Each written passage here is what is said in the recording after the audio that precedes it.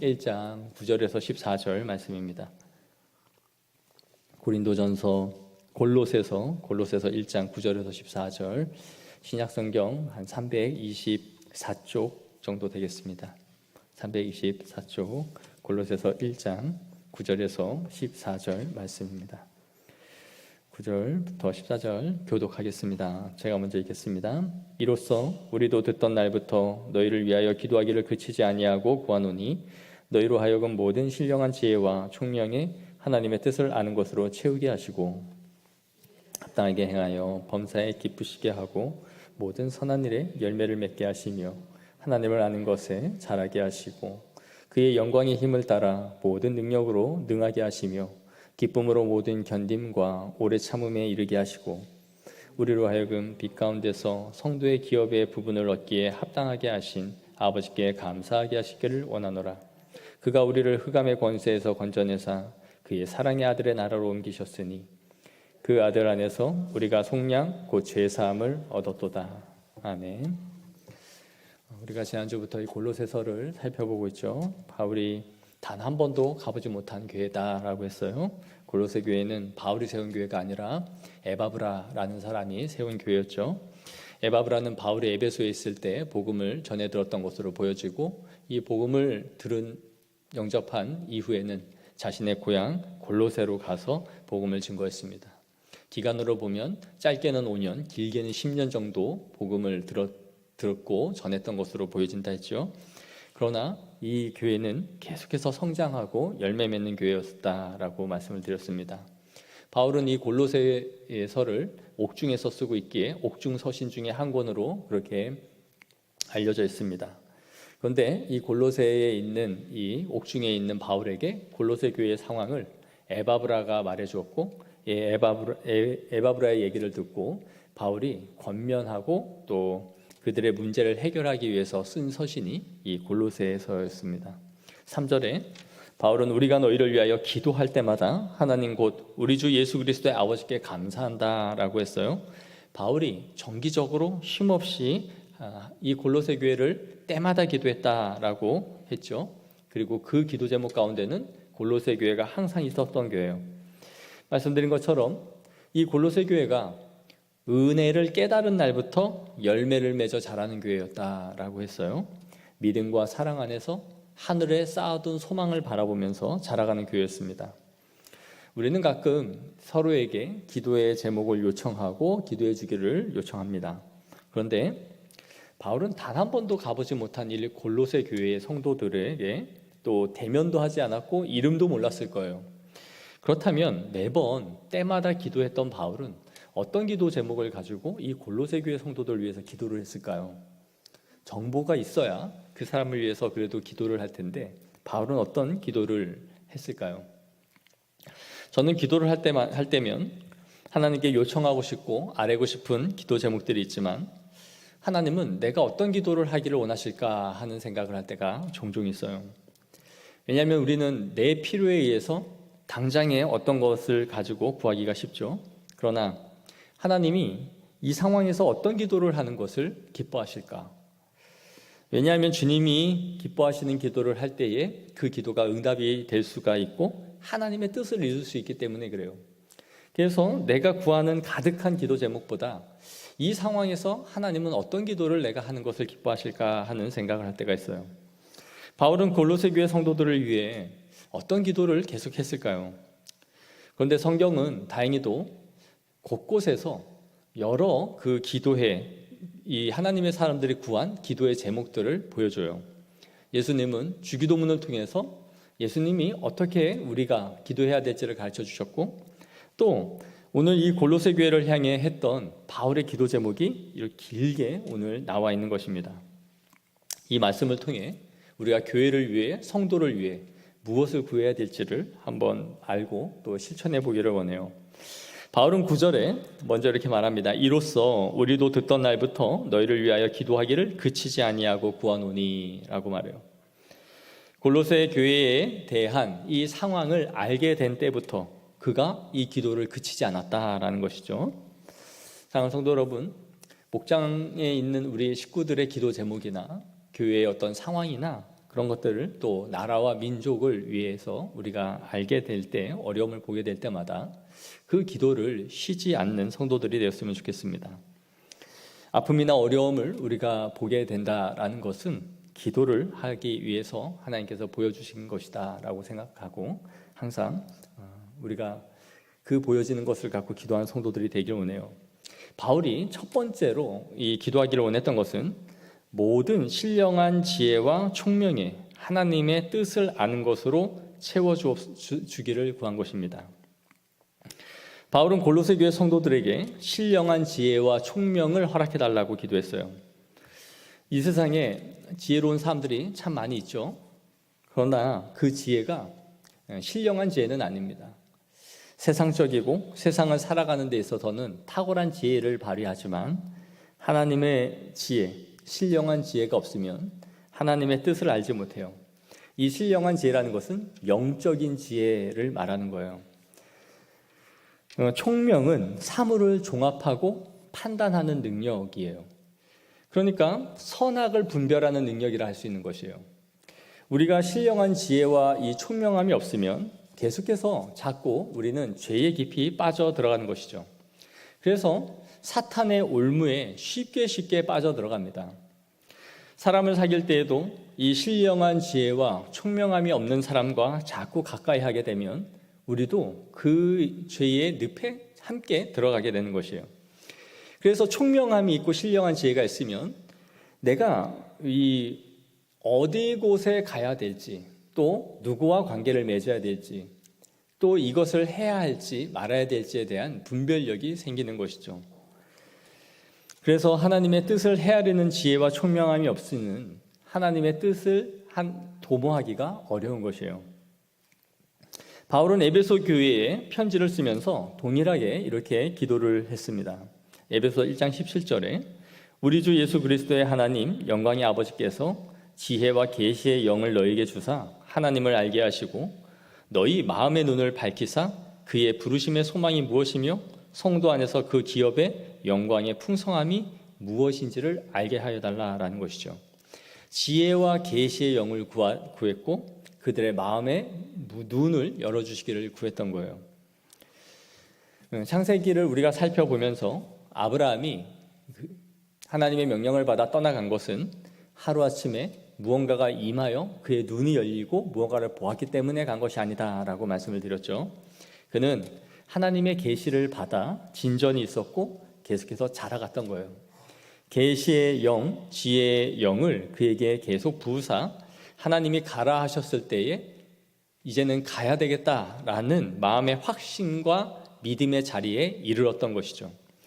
우리가 신령한 계시와 지혜의 영을 날마다 구해야 되는 것은 바로 이 하나님의 뜻을 분별하고 거룩한 사역을 도모하기 위해서요. 이런 총명함이 없이는 자꾸 세속에 빠져들고 그릇된 길을 가다가 넘어지게 되는 것이죠. 총명함이 있을 때에 세속적인 것인지 이것이 그릇된 것인지 이 길로 가면 죄로 인해 넘어지는 자리인지 아니면 성령님이 기뻐하시는 자리인지를 분별하게 되는 것이에요. 목회자가 보면 뻔히 저 길로 가면 죄가 되고 주일 성수를 할 수 없고 죄악된 길로 갈 수밖에 없는 모임을 가는 사람들이 있어요. 어리석은 거죠. 죄악된 길을 가면서 하나님 시험에 들지 않게 해주세요.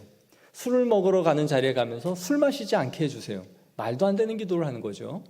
그거는 지혜가 없는 것이고 총명함이 없는 것이에요. 하나님의 뜻을 역행하며 걸어가면서 그걸 하지 않게 해달라는 기도는 매우 모순된 기도예요. 우리가 하나님의 뜻을 찾는다는 것은 항상 이 지혜와 총명함, 영적인 지혜를 주시기를 구해야 되는 거예요. 그래서 가보지는 않았지만, 맛보지는 않았지만 그 길을 들어갔을 때에 일어날 결과가 무엇인지를 알게 되는 거예요. 그것은 경험으로도 알기도 하고 하나님께서 깨닫게 말씀으로 아시는 거예요. 그래서 안 가봤지만 이건 가다가 반드시 내가 넘어질 것이다. 그래서 들여놓지 않게 되는 거예요. 그러한 지혜가 있게 하여 달라고 하나님 앞에 구해야 되는 것입니다. 이러한 지혜는 영적인 소수 엘리트들이나 목회자들만 갖는 특권이 아닙니다. 하나님의 뜻을 사모하고 갈망하며 그 뜻을 찾고자 하는 자들에게는 하나님께서 성령님의 인도하심을 반드시 받게 하세요. 그래서 하나님의 거룩한 뜻을 분별하고 성령의 분별력을 주셔서 깨닫게 하셔서 하나님, 제가 주님의 길이 아니면 가지 않게 해주시고 이 복잡한 세상 속에서도 하나님의 말씀을 내 삶에 적용할 수 있는 탁월한 힘과 능력을 달라라고 구해야 돼요. 내 삶에 적용되지 않는 말씀은 힘이 없는 거예요. 주일날 들은 말씀이든 이 시간 선포되는 말씀이든 하나님은 우리의 삶 가운데 그것을 밀접하게 적용해 가는 것을 통해서 우리의 신앙을 자라가게 하세요. 안 그러면 성경적 지식이 계속 머리에서 겉돌아요. 삶, 물과 기름처럼 교회에서 예배를 드리면은 아멘 아멘 하고 다 맞는 말인 것 같지만 실생활에 들어가면 그것을 아무 곳에도 적용하지 못하는 거예요. 이게 바로 죽은 믿음으로 가는 거죠. 항상 하나님 앞에 내가 하나님의 지혜, 총명함을 더하사 그 말씀에 대한 분별력을 가지고 살아가게 해달라고 구하는 성도들이 되어야 할 줄 믿습니다. 두 번째로 바울이 구하는 것은 주께 합당하게 행하여 범사에 기쁘시게 하여 주시기를 구했어요. 여기서 10절에 합당히라는 말은 주께 칭찬받을 만한 삶을 의미해요. 주님 보시기에 칭찬받을 만한 삶을 살게 하여 주옵소서라고 구했던 것이죠. 근데 여기서 중요한 것은 9절에 없이는 10절의 내용이 삶을 살 수 없다라는 것이에요. 다시 말해서 신령한 지혜와 총명함이 없이는 주님을 10절에 말하는 기쁘시게 하는 삶을 살아갈 수 없다라는 것이죠. 그래서 나는 이 일을 함으로써 하나님을 기쁘시게 하겠다라고 생각을 하지만 반대로 그 일이 전혀 하나님을 기쁘시게 할 수 없게 되는 것이죠. 여기서 주께 합당한 삶이라는 것은 구원받은 자로서의 합당한 삶을 의미해요. 구원받은 자로서의 합당한 삶. 그래서 이 바울이 에베소 교회에도 동일하게 4장 1절에 이렇게 기도했습니다. 그러므로 주 안에서 갇힌 내가 너희를 권하노니 너희가 부르심을 받은 일에 합당하게 행하여 라고 말하죠. 빌립보서 1장 27절에도 오직 너희는 그리스도의 복음에 합당하게 생활하라 라고 말해요. 매우 반복적으로 바울이 말하고 있는 거예요. 부르심에 합당한 삶, 복음에 합당한 생활. 그리하여 주께 합당한 생활을 통해 법은사에 하나님을 기쁘시게 하라라는 것이죠. 제가 대학교를 다닐 때 일주일에 2번씩 학원에 가서 2번씩 강사로 일을 했어요. 파트타임으로 일을 했던 것이죠. 근데 당시 그 원장 부부가 학원을 운영했는데 이분들이 그 학원 길 건너편에 있는 교회의 권사님, 또 안수 집사였어요. 제가 신학생이니까 더 좋아했던 것 같아요. 그런데 문제는 이곳에서 제가 일을 하면서 단 한 번도 월급을 제 날짜에 받아본 적이 없다라는 거예요. 몇 푼 되지 않는 돈이었어요. 시간 강사였으니까. 정말 몇십만 원의 그 대학생의 어떻게 보면 좀 코 묻은 돈 같은 돈을 일주일, 열흘, 2주일씩 미뤘어요. 그런데 대단히 희한한 계산법을 갖고 있었어요. 이날 받아야 될 것이 일주일, 2주일이 미뤄졌으면 2주 후에 다음 달 월급을 받아야 되는데 자기가 준 날에서 다시 한 달로 가는 것 같아요. 자기가 준 날로부터 다시 한 달이에요. 너무 어이없는 일이 벌어지고 있었던 거죠. 그래서 저는 마음으로 이 사람은 내가 대학생이라, 물론 군대도 제대했을 때지만 내가 어려서 나를 우습게 보나? 아니면 내가 신학생이니까 같은 믿는 자들끼리 뭐 다 사정 알지 않느냐는 식으로 이렇게 행동을 하나? 그런 생각이 들었어요. 그러다가 어느 날 이제 시험 기간이 돼서 보강을 하다가 다른 강사 선생님과 식사를 할 기회가 있었어요. 그래서 제가 조심스럽게 물어봤어요. 선생님, 혹시 선생님 월급 제 날짜에 받으세요? 물었더니 이 선생님이 또 영락 없이 못 받고 있었던 거예요. 그래서 이 사람이 나한테만 이런 게 아니라 삶의 태도가 이렇구나라고 이제 알게 된 거죠. 더 심한 것은 심지어 월급을 주는데 10,000원짜리, 1,000원짜리, 100원짜리까지 껴서 줬습니다. 예의가 없는 거죠. 심지어 봉투에다가 넣지도 않았어요.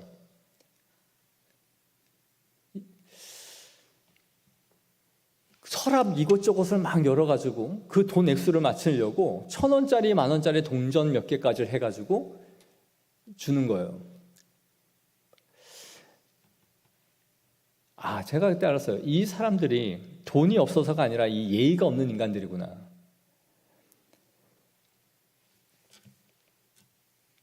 심지어는 이제 제가 여기를 오래 못하고 나갈 때는 그 돈을 정산하지 못하고 단 몇십만 원을 정산하지 않고 몇 주 후에 오라고 그랬어요.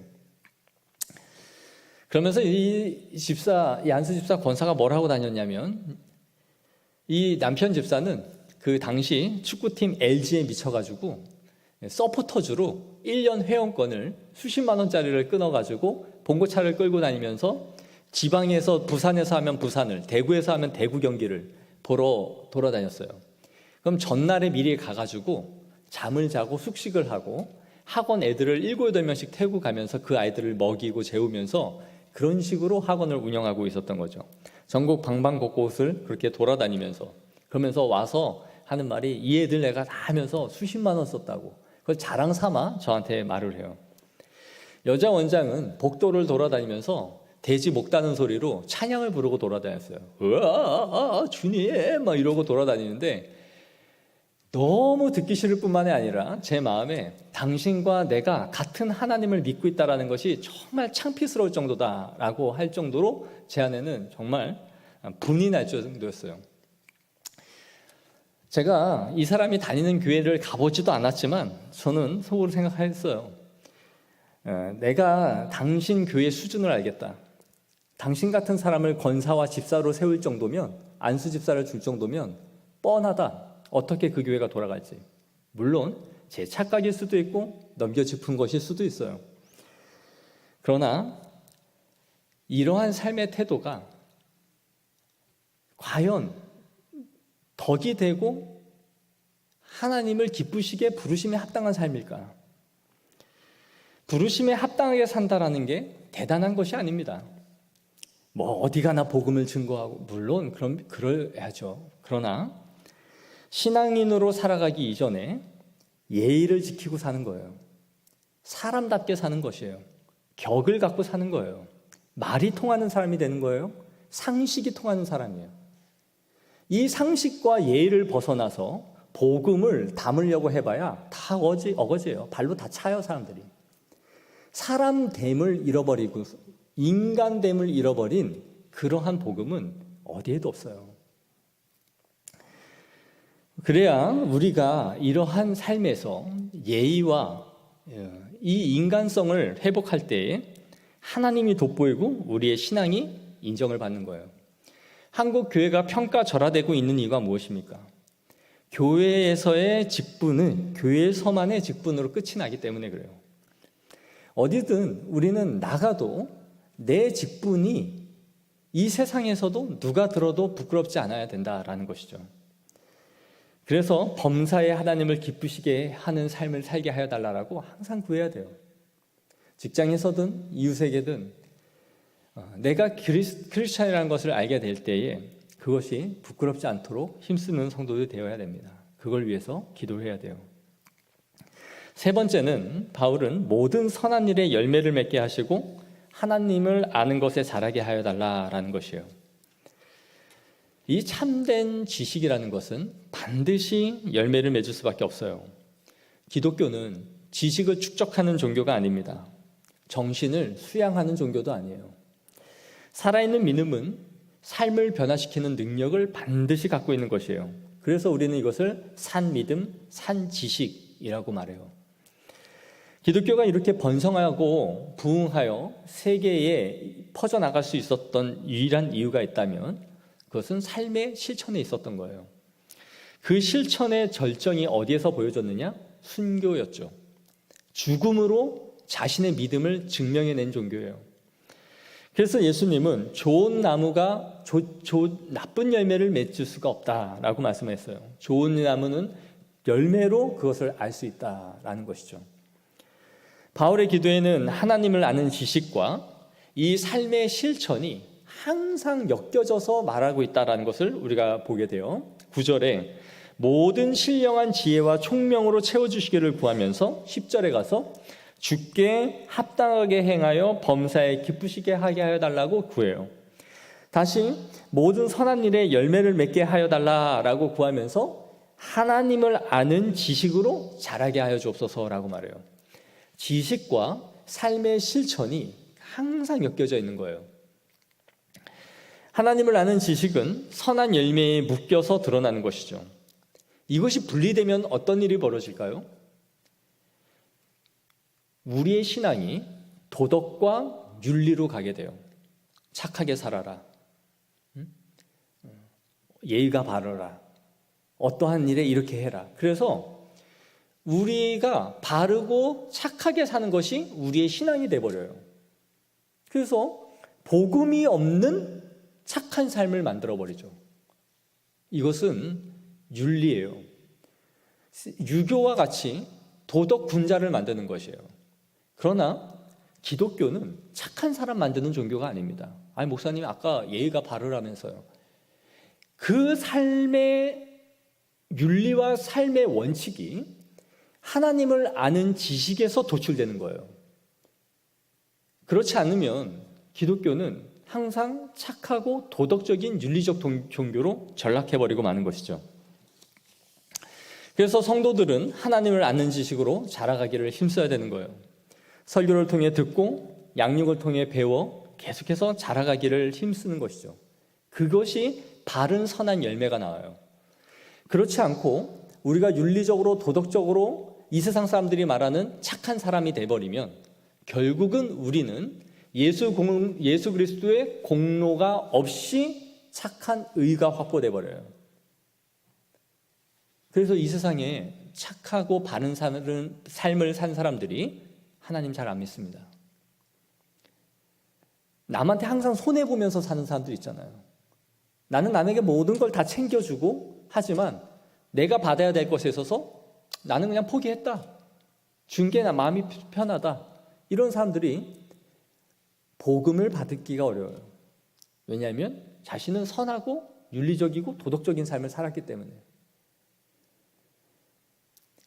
그래서 우리는 기도할 때마다 하나님을 아는 지식 가운데 자라가고 그 지식이 아름다운 열매로 연결되어지기를 하나님 앞에 구해야 됩니다. 그 지식이 살아있는 지식이 아닐 때에 그것이 칼이 되어 누군가를 정죄하고 재단해요.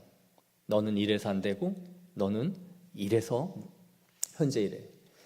그러나 살아있는 하나님에 대한 지식으로 자라간 그러한 삶에는 사랑과 희락과 화평과 오래 참음과 충성과 자비와 양선과 같은 이러한 성령의 9가지 열매들이 맺혀가는 것이죠. 네 번째로 바울은 그의 영광의 힘을 따라 모든 능력으로 강하게 하여 주시기를 구합니다. 하나님의 영광의 능력을 우리에게 덧입혀달라라고 구하는 것이죠. 그래서 예수님도 우리에게 성령의 능력을 덧입으라 그렇게 말씀하세요. 오직 성령이 너희에게 임하시면 너희가 권능을 받고, 성령이 임하면 권능을 받는다라는 것이죠.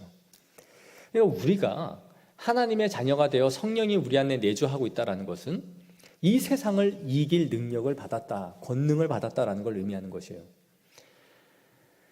우리는 연약하죠. 하루하루 하나님의 능력을 구하지 않으면 우리는 우리의 연약함을 드러낼 수밖에 없어요. 혈기와 분냄과 쓰러짐과 낙심이 찾아오는 것이죠. 그래서 우리는 자신의 연약함을 알면 알수록 하나님의 권능과 은혜를 덧입기를 바라고 기도할 수밖에 없어요.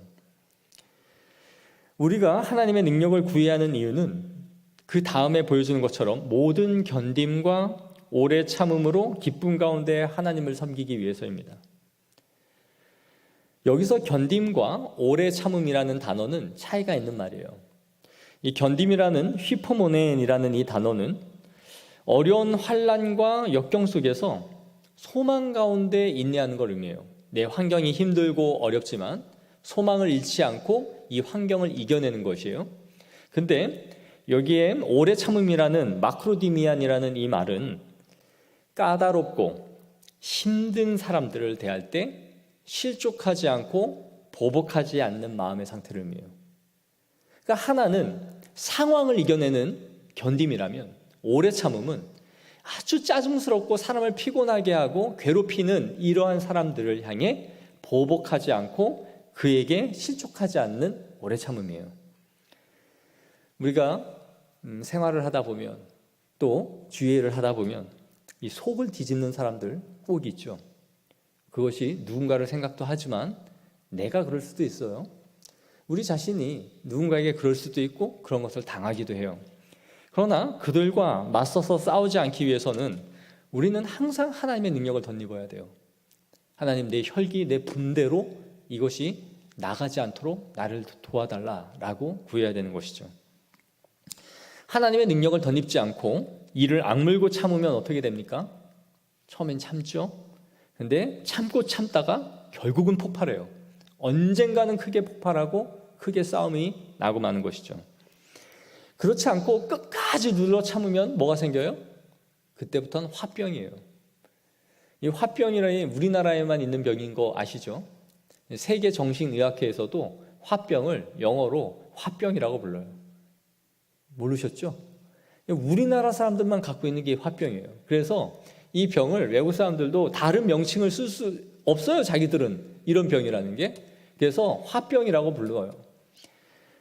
그러니까 오래 참고 견딜 수 있는 힘과 능력은 성령의 능력을 덧입지 않고는 불가능해요.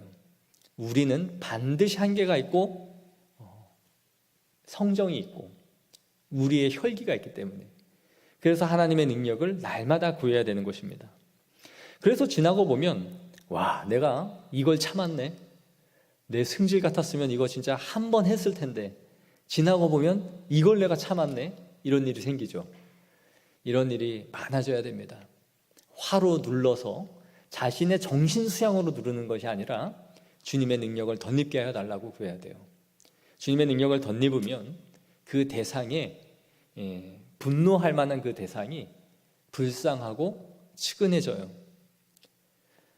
저렇게 행동할 수밖에 없는 저 상태가 불쌍한 거죠. 그 사람의 걸어온 인생의 상태와 그렇게 오래 신앙생활을 했으면서도 저 수준에 머물 수밖에 없는 저 상태가 안타까워지는 거예요. 그래서 기도하게 되는 거죠.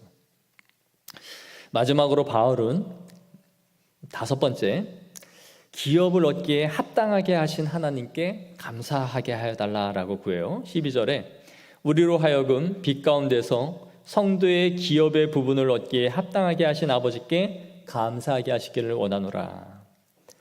이 감사의 제목은 우리를 어둠에서 빛 가운데로 끌어내어줘서 우리를 하나님 나라의 기업의 한 부분을 얻게 하신 것에 대해 감사하는 성도들이 되게 하여 주옵소서라고 바울이 기도했던 거예요.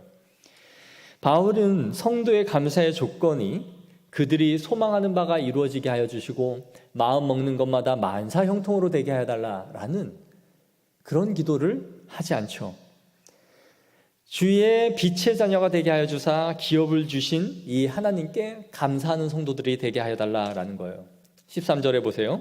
우리를 흑암의 권세에서 건져내신 것에 감사하게 하시고, 14절에 우리를 속량 곧 죄사함을 얻게 하신 것에 감사하는 성도들이 되게 하여 달라라는 거예요.